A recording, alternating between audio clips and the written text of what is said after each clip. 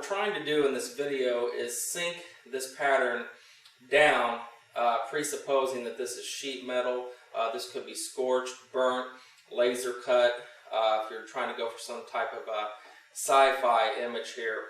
But diamond plate's very, very popular, looks very macho, mechanical, and you can actually apply it towards a lot of different things. I'm going to teach you how to render this pattern quickly, not being dependent on a computer plotter, and actually no cutting is what we're trying to go after here. There's a sneaky little way you can do this. You can definitely buy templates or stencils, whatever you want to call them, but we're going to come in here with something pretty simple just to kind of lay this out, again with no cut marks, get in and out, nail this pattern down. We're going to pay attention to the shape of each individual little segment here, talk about the color theory, the highlighting, and whatever else we stumble onto. This color around here is a transparent color, which is going to assist us in making this thing look scorched, oxidized, tainted, rustic, whatever word you want to use, but it actually adds to the complexity of the surface. We'll sneak in some bolts and other things as we go along here. Okay, let's go ahead and get started here. For teaching purposes and definitely for video purposes, I have the clear contact paper here so that I can actually work in a transparent mode. There's other forms of masking. Generic tape from Walmart is one, vinyl transfer tape, but this transparent contact paper actually just allows me to see how dark or how light I'm getting and actually compare that to the background if need be here. So in this case, the background's white right now, but if it was another color, this transparency allows me to kind of gauge how dark or how light I want to get. Okay, this is actually a biomechanical image here. You may see this in James Bond movies. A lot of fantasy art concepts have this type of imagery. Make a reference point or a straight line. Now, I'm only writing on the mask at this point. You definitely don't want to write on the surface. I'm going to come down, make little reference lines, and make another one right about here. And again, I'm writing on the contact paper here. Make sure this thing is straight. This is very important. Come all the way down. And as we go along here, I will talk more about this not needing to use a computer plotter. Those things are like $16,000.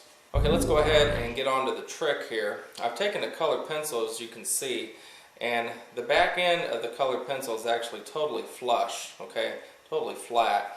So I've super glued it to a piece of mylar that I've cut out to look like a diamond plate shape. What this does is everything a plotter can do when a vinyl plotter actually puts a sticker of the shape onto the surface, and then you airbrush around that. This mylar shape that you cut out, and you got to cut out a real good one, try to trim it as clean as possible. This actually gives us that same shape that we can spray around to manipulate the perimeter of the pattern, and then we can go in and do other things to chisel it out. So this is actually the trick here. The thicker the mylar, the better when you're doing this. If you get something that's real flimsy like acetate, it may bleed, and you may end up repositioning wet paint. So let's go on to the next step here. Okay, the lines that I'm drawing in here are actually the reference points for when I'm looking up and down and right to left here. So it's really just a nice little trick that you can sneak in, and it's going to keep everything balanced. So I'll scoot this over, and I'll probably make another line about right there. Now this is something I wouldn't do if I had gazillions of these, but just to kind of get in and out for a quick graphical texture. This is definitely a signage concept on a car or something like that. If you have a quarter panel that's ripped, this is definitely something that's going to work really well. So I'll continue drawing these lines, and we'll go on to the next step here. Okay, with these all drawn out here, it really gives me a good sense of spacing and composition, and takes away the neurosis of getting too close and so on. Now, I'm not yet going to reference the horizontal part of this yet, because you'd be quite surprised on how easy it is once you just set up the vertical ones, and then you might want to come in and draw some horizontal lines if you need to. Well, let's go ahead and get started with the actual pattern here, and then we'll make a decision as we crawl along what we need to reference horizontally here.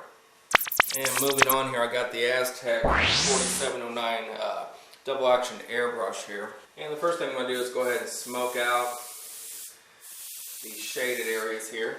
I'll try to stay at an angle so you can see. And this is going to help me make this look a little bit more sunk into. Again, same rule as always, do not krylon back and forth, do not wave the airbrush. This is opaque black. You could use dark brown if you wanted to.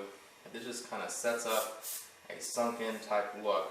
Now, if you don't have a photo reference, which I don't, I'm just kind of winging this as I go here, it may start heavy right in here. But the trick to making something look carved or ground into is to actually feather it out and taper. Don't just totally blast this edge out. That's a nice little trick to know when you're making something look embossed or carved or whatever. You gotta stay true to these contours and shadows and so on. So that's actually a taper right in there. I'll finish dusting this out now. Nothing fancy, just some opaque black.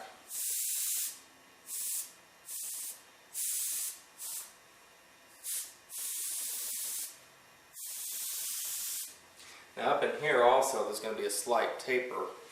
I'm not going to totally blast this edge out. Like so.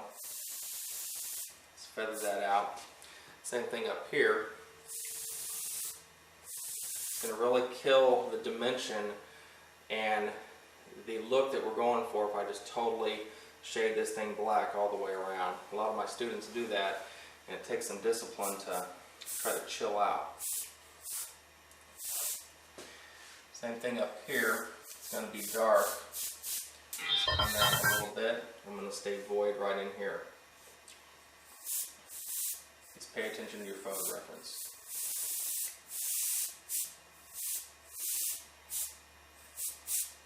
If you've been airbrushing a long time, a lot of this stuff just makes sense after a while.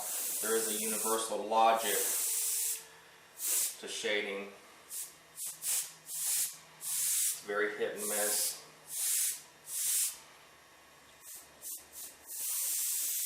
Taper. Feather that out. I can get pretty nutty with this thing because it's going to look very scorched and again very biomechanical. And just a hint right there. I'm going to be nutty with that. Come down a little bit. And if you want to, you can really pierce these top edges out. We're actually going collectively from dark to light as we fade down here. And I'll stop at this point. We'll go to the diamond plate pattern. Okay, now I got to be real careful when I'm rendering here. I'm trying to stay within this line and this line. Or if you can see better, this line and this line. These are my invisible margins right here that when I lay this little pattern, I'm going to spray and move, spray and move, and spray and move. I'm just going to spray the bottom part of this. And then I'm actually spraying the bottom side of this a little bit heavier than the top side. This pencil can be as long or short as you want it to be, but it really helps you keep this thing steady, the fact that it has a flush edge there. So I'm basically taking this, and it definitely takes some practice. My students, it takes them about 10 or 15 minutes to get acclimated to this, but after you get used to it, it's a no-brainer. And again, the transparency of the shield is going to be important when you're doing your first 2 or 3 of these here. So I'm spraying the bottom a little bit heavier than I am the top on this. Move it, and let's go into the next step. Okay, the next step here, I'm going to take a piece of just boring square mylar, nothing fancy. But again, the transparency is important. or any type of straight edge that's relatively thin is going to work well with this. I'm going to test my flow off to the side here. I'm just going to come in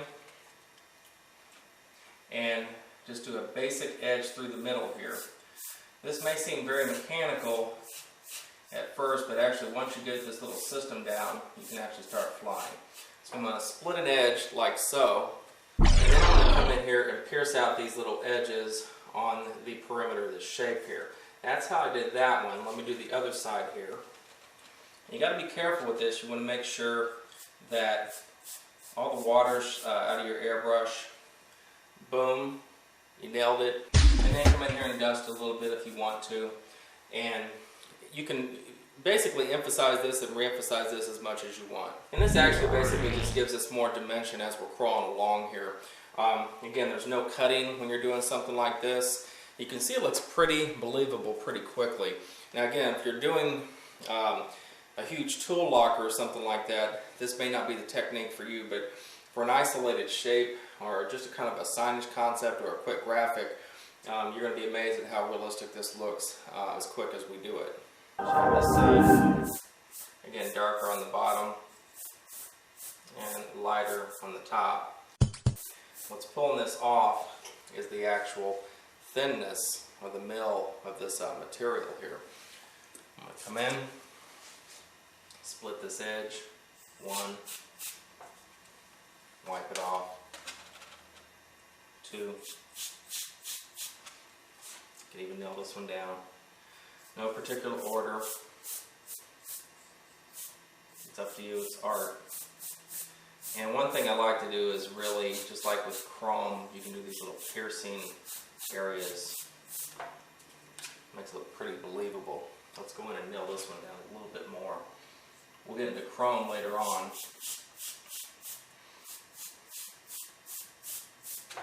You can see how that pops it out. We'll go ahead and do the next one. Let's keep some spatial sense here. One, two. That one's about right there. Bottom. Lightly on the top. The little sides here.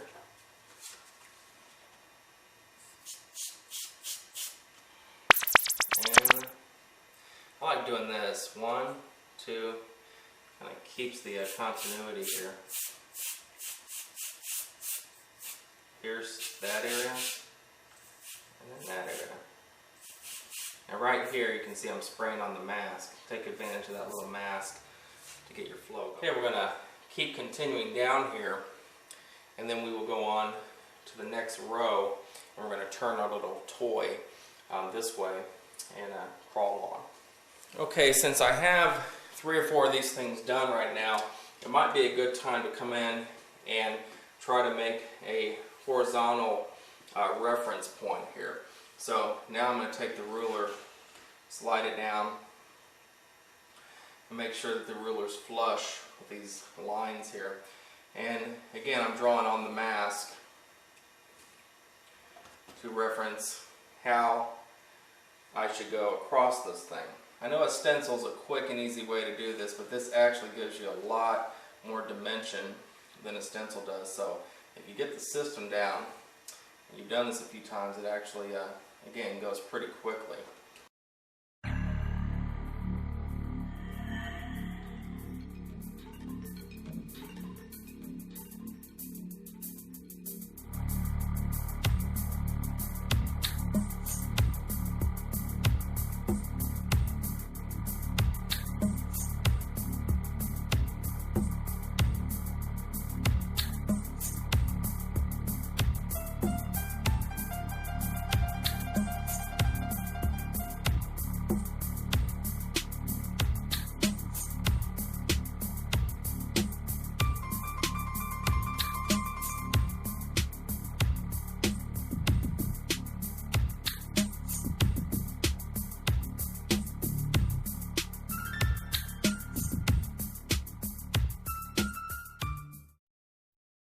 So let's bring this back in. You can actually see how the shapes sometimes will make or break this thing.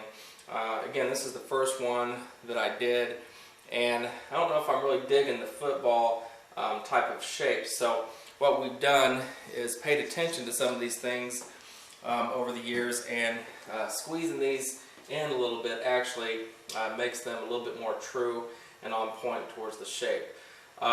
So what I'm going to do now is I've remasked this with contact paper, and again, for teaching purposes, so people can actually see what's going on. When you have overspray, it's a mess visually. So what I'm going to do now is come in here and lightly dust over these because they tend to be a little bit too bright, and just kind of calm them down a little bit. Again, this is going to support the white highlight. I still want this side right here darker than this side though. And that should about do it. Okay, the next color I'm going to bring in is a Createx transparent dark brown. And what I'm going to do with this is actually transition the colors here from this kind of smoky dark black into a dark brown. And then I'm going to come in with a golden fluid acrylic and basically start creating the rust. And with my dark brown, and this is a mask on here by the way, kind of looks like I'm spraying on the surface. You just want a slight transition of color here, just to keep it flowing. I'll be very hit and miss with this. Notice I'm taking the dark brown in the areas where the black is most, so that it actually blends out, as opposed to coming in with this dark brown in a voided area. That's what a color transition is blending out dark to light colors. Don't get too carried away with this. You just want a hint of distress when we're doing this. Again, spray on the mask, take advantage of that. Little wisps, as always. You can see how this dark brown really saturates to where it almost looks black. And with that same dark brown, I'm going to come in, just transition that little edge. And this is where you can start having fun and enjoying your art with little rust marks. And this is going to set up the golden fluid acrylics. Now, I can do it on this side also. This is where you better have an airbrush where you can do tiny little dagger strokes without getting a cramp in your hand. And come down here, just darken that in. One more over here. And again, the darker side of these,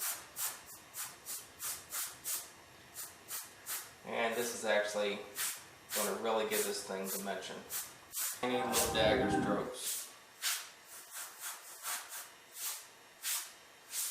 Remember, you don't want to krylon back and forth. These are little dagger strokes.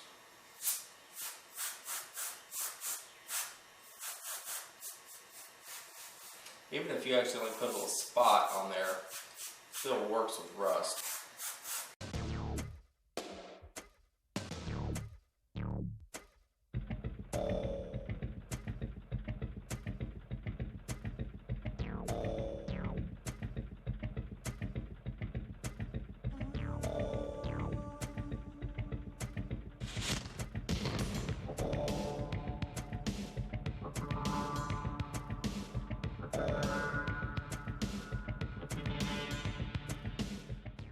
Okay, the next color I'm going to bring in is the golden transparent red iron oxide here. Again, I think the golden fluid acrylics are the Rolls Royce of all acrylic paints. Let me do a test sample of this on a white piece of board here. You can kind of see, get a nice rusty look there. I'm going to take my template and again protect my diamond plate segment here. And this is again the concept of loose masking. So this is a beautiful rust color here. I know rust is not beautiful, but sneaking a color like this in is a nice little thing to do. The golden paints are just really glowing, transparent colors, and they do have opaque type colors too.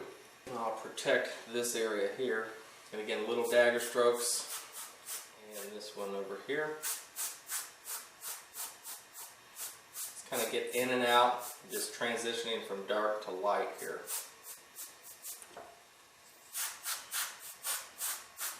These are really bold paints, so just a little dab will do you, as they say. And I'll continue jumping around, transitioning with this rusty tone here. A color like this is actually appropriate more for graphic arts and commercial type stuff. I'm not really going for any type of photorealism. This is just kind of an automotive trick, but you can apply it towards any type of fantasy art or whatever. It's always up to you, and calm your colors down if you want to. But for today, I'm just kind of coming in here and making this thing look rusty and give a little bit of a glow. So we'll go on to the next step here, which is the highlights and the blue tint. Come in with some transparent blue, just some Createx phthalo blue, nothing fancy. Always test your flow when you go off to the side. Now the camera may not pick up the intensity of this blue as it will look in real life, but trust me, it will get very blue very quickly.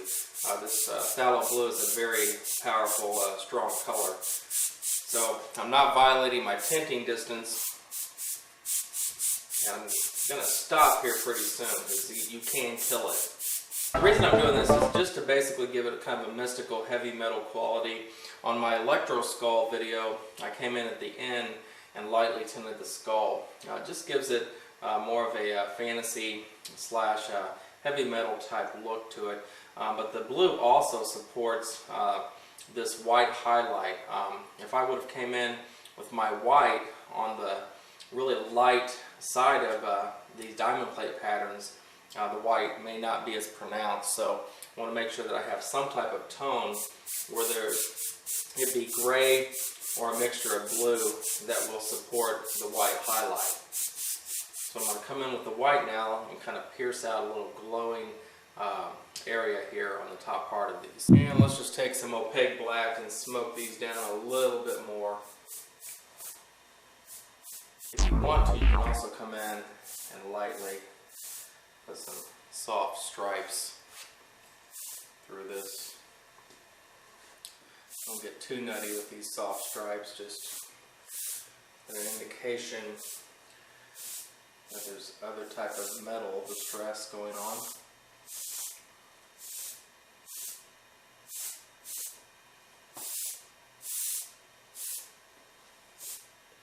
And I'm staying off the diamond plate when I'm doing this. This thing's going to really look beat up when I'm done with it. And let's try this one.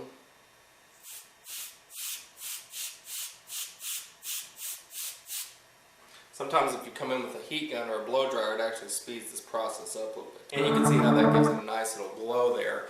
I will give all these the same sweep as I continue along here. Now the white will also sink on you sometimes.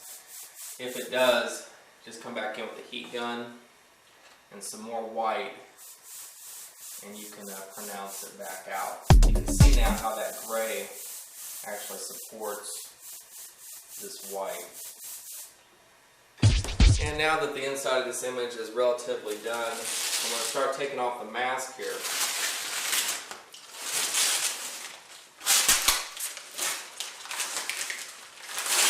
And you can see that it looks, for the most part, sunk into the surface. But what I'm going to do now is come in with different colors and add to the perimeter of all of this to make it look, again, a little bit more believable. And maybe even add some bolts with rust on them and so on.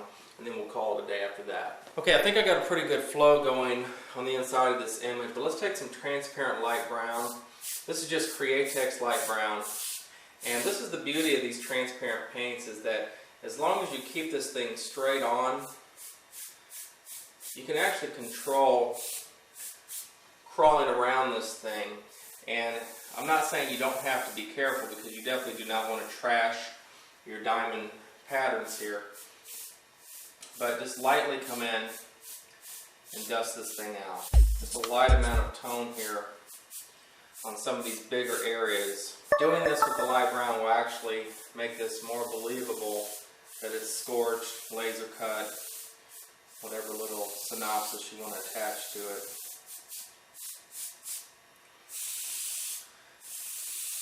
Again, for teaching purposes, I have to tilt my airbrush to the side here.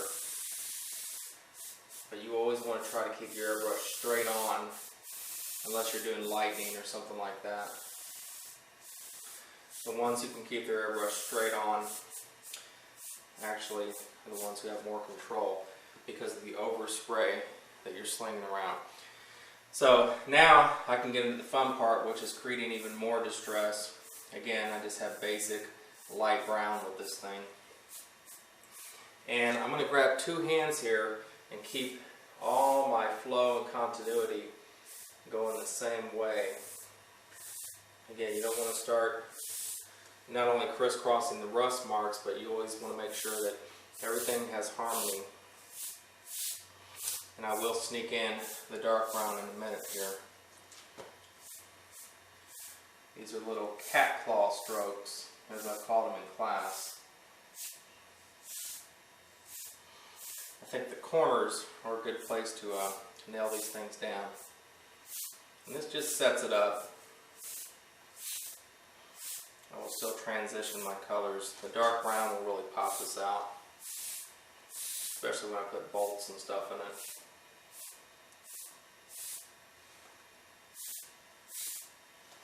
So I'll continue doing this and come in with the dark brown. And you don't want to confuse this layer with this layer. You just want to kind of do hit and miss type stuff.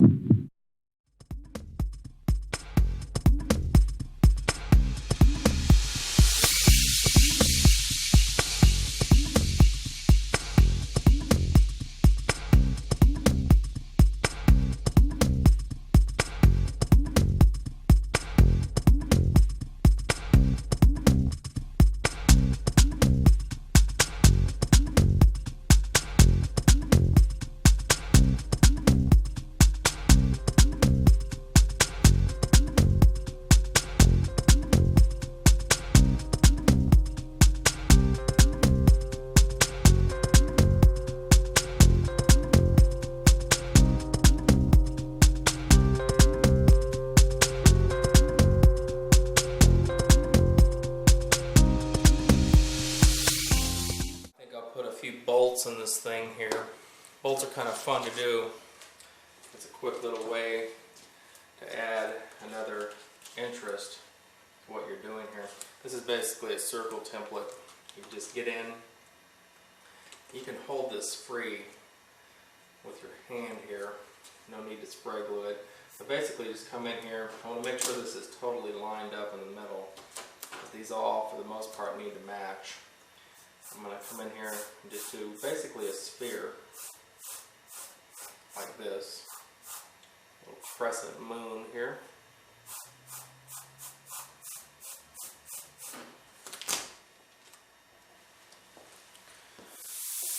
I'm going to dry this with air.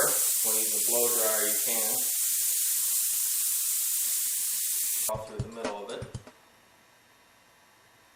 Use a Sharpie, Deco, whatever you want.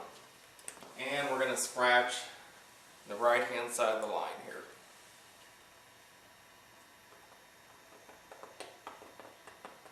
You can come in with a paintbrush if you want to, but it's easier just to scratch it, I think. Dark rust.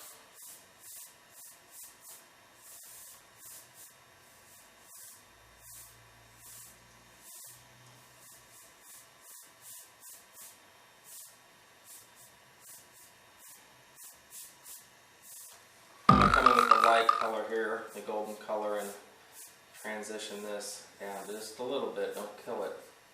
I actually need to subdue that white highlight a little bit there. You can zoom out and see it's pretty believable just by that silly little scratch you did on the bolt. And when you do the other ones, make sure that they're in sequence with the first one you did.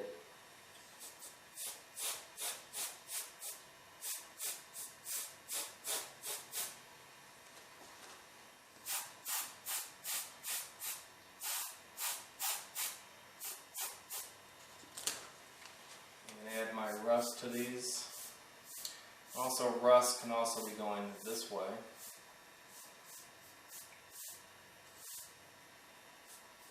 It can be kind of random too. It doesn't have to be this type of a feathery wisp as it does with this one. You can change it up a little bit, it looks more natural.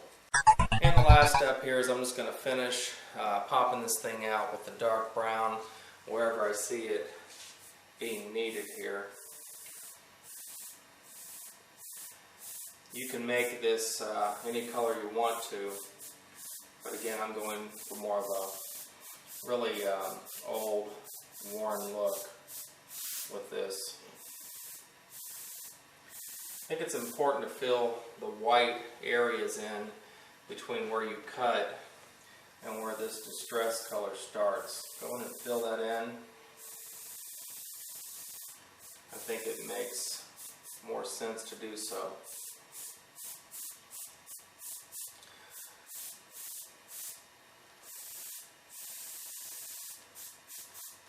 Okay, let's go ahead and wrap this up here real quick. I made a decision to move the bolts on the corners here. I felt like having them in the middle was a little bit too much and too busy for all this other stuff that's going on here.